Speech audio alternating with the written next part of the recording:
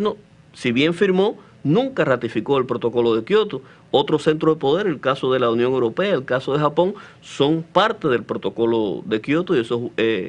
hay una distinción importante ahí que por supuesto está muy presente en las posiciones que tienen esos centros de poder en las discusiones sobre cambio climático, independientemente de que tengan un conjunto de posiciones comunes en los debates.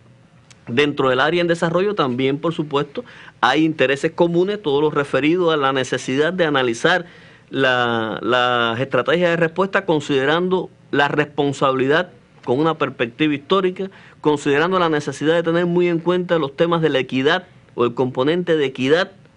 a la hora de pensar en estrategias de respuesta ante el cambio climático. Eso es fundamental. Tener en cuenta además que muchos de estos países en desarrollo ya están llevando a cabo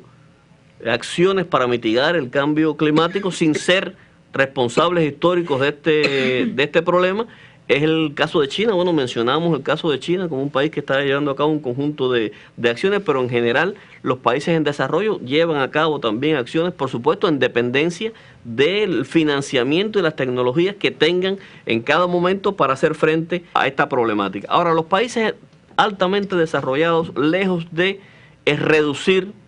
como grupo de países, sus emisiones la han venido aumentando.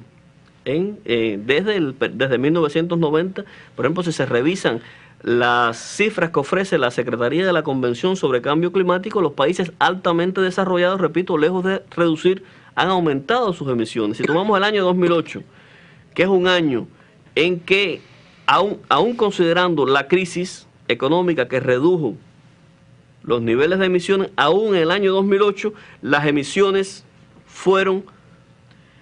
superiores en más de un 8% a las de 1990. En ese grupo de países altamente industrializados, donde el peso de Estados Unidos es fundamental. Ahora bien, hablando de lo que sería necesario hacer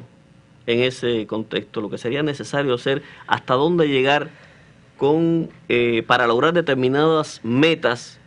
de temperatura, de incremento de temperatura, o para no ir más allá de determinados niveles, o para evitar los impactos más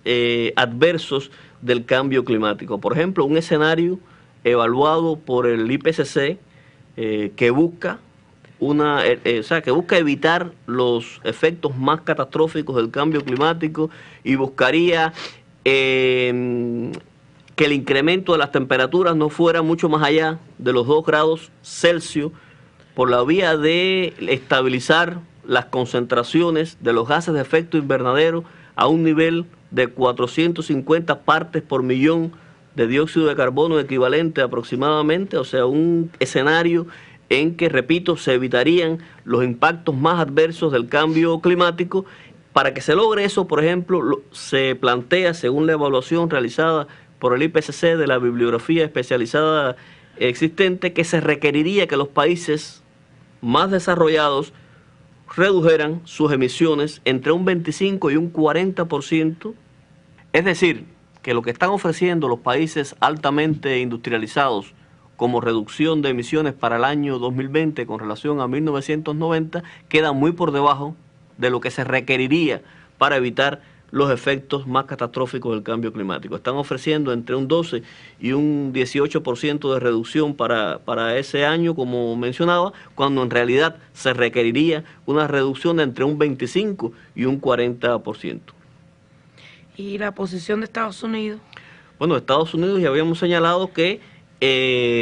si bien el gobierno norteamericano había firmado el protocolo de Kioto, nunca lo ratificaron. De hecho, el gobierno de Bush, el gobierno de George W. Bush, desconoció el protocolo de Kioto, y más recientemente lo más importante es que no se ha logrado a nivel del Congreso de los Estados Unidos, particularmente a nivel del Senado de los Estados Unidos, adoptar como legislación una ley que establezca una reducción sustancial de las emisiones de gases de efecto invernadero. No se acepta siquiera lo que fue aceptado en el 2009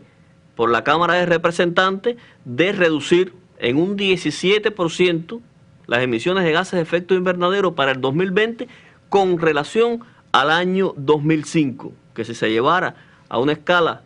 en comparación con